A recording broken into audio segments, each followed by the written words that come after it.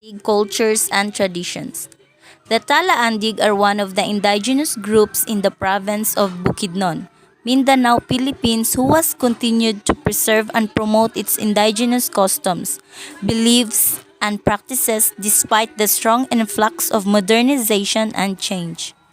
Local knowledge of the Talaandig people was derived from oral history and traditions.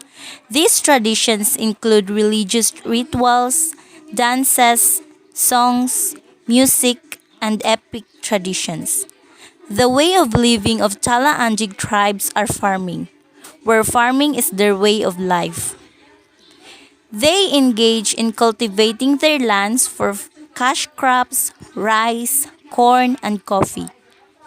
Talaandig believes that the forest was the source of life because it serves all of their needs: wild animals for food, medical plants to cure illness, timber for house constructions, rattan to make baskets and other crafts.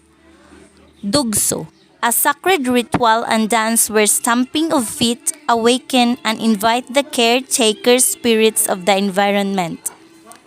Talaandig believes in good and evil to the provisions in Ten Commandments, originating from the perfections of Eden and the entrance of evil, resulting from the fall of Adam and Eve into sin.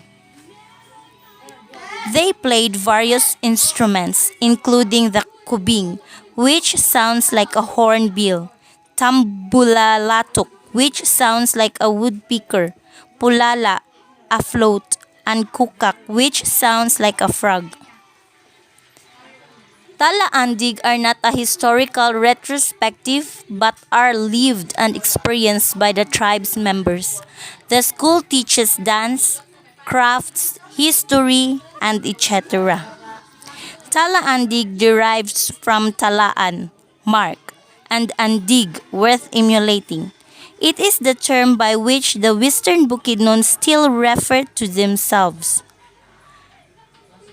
They called the highest god called Magbabaya, and the spirits who guard and protect nature.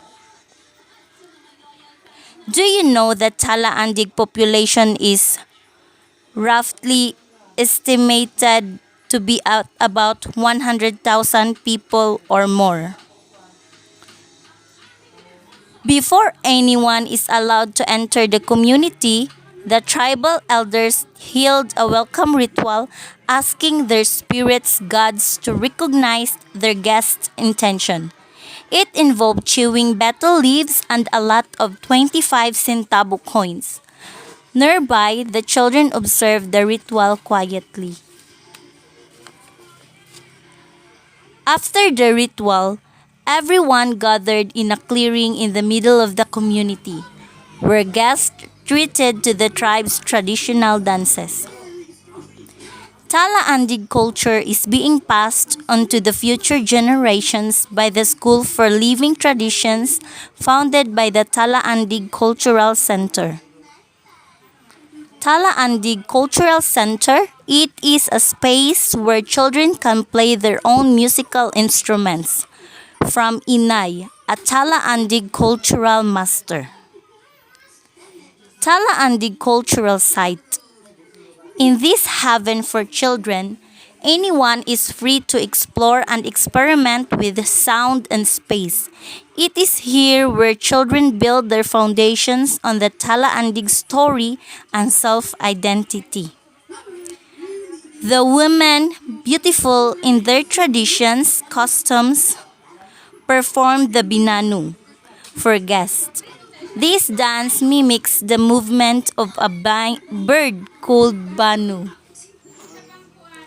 This beautiful dance and music played by Waway Saway, a well-known Talaandig musician who has worked so hard to keep his tribe's traditions alive and has led his people to protect the Kitanglad rainforest, their ancestral domain.